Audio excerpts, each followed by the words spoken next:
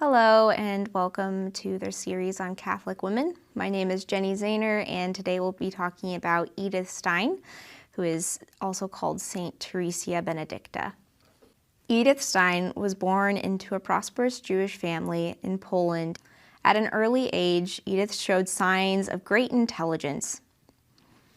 She admired her religious Jewish mother, but she chose not to follow her path, and instead, Edith, by the time she was a teenager, had become a staunch atheist. Edith chose to pursue a PhD in philosophy, with a special focus on empathy and altruism.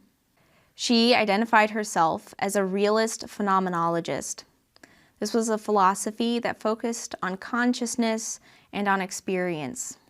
Her doctoral thesis was titled "The Empathy Problem as it Developed Historically and Considered Phenomenologically." Edith passed her doctorate with magna cum laude, but, however, she faced discrimination at the university where she worked. During her studies, Edith read the autobiography of the Spanish mystic, Saint Teresa of Avila. This led to her eventual conversion and baptism. After her conversion, she began to work at a Dominican school.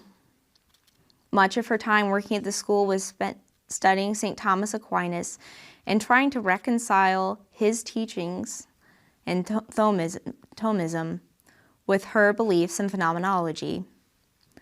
She also began to seek to join an order of Descalced Carmelite nuns, the order that St. Teresa of Avila developed. These nuns embraced poverty to the point of walking barefoot and not even owning shoes. However, Edith's spiritual director encouraged her to wait to join an order, since she was still so new to the faith. During this time, Edith's university professor invited her to become a lecturer at the Institute for Scientific Pedagogy in Munster University. She loved working there, but she worked there for less than a year when an anti-Semitic legislation forced her to resign as Germany fell further into the grip of the Nazi Party. In outrage, Edith wrote a letter to Pope Pius XI, asking him to denounce the Nazi regime and its discrimination against the Jewish people. In 1933, she was finally able to enter the Carmelite convent. She took on the name Teresa Benedicta of the Cross. However, her Mother Superior quickly removed her from the monastery that she joined and moved her to the Netherlands as the threats of Nazism and discrimination against the Jewish people increased. Despite the order's efforts to keep her safe, Sister Teresa became confident that she would not survive the war, and she offered her life and death to God for the conversion of unbelievers. Her prioress allowed Edith to write a will, and her sister said that Edith began to take on practices to train herself to endure the harsh cold and the hunger of a concentration camp. She was so sure that this was the fate that lay before her. While reflecting on the suffering of those persecuted by the Nazis, Sister Teresa wrote, "I never knew that people could be like this. Neither did I know that my brothers and sisters would have to suffer like this. I pray for them every hour. Will God hear my prayers? He will certainly hear them in their time of distress."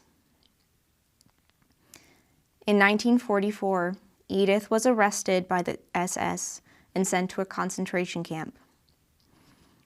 Her last recorded words were spoken to one of her sisters minutes before the Gestapo entered the convent. She said to her, "Come, we are going to join our people." In the concentration camp, Edith maintained such a spirit of calm and such patience that one of the guards offered to help her escape. However, Edith refused, as she wanted to share the fate of the other Jews and Catholics in the concentration camp with her.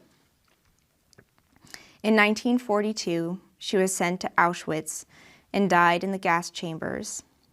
The exact date of her death is unknown. Although she died persecuted at a young age, Edith Stein, or Saint Teresa Benedicta's writing and philosophy are still read and studied by many Catholics and non-Catholics today. Thank you for joining us.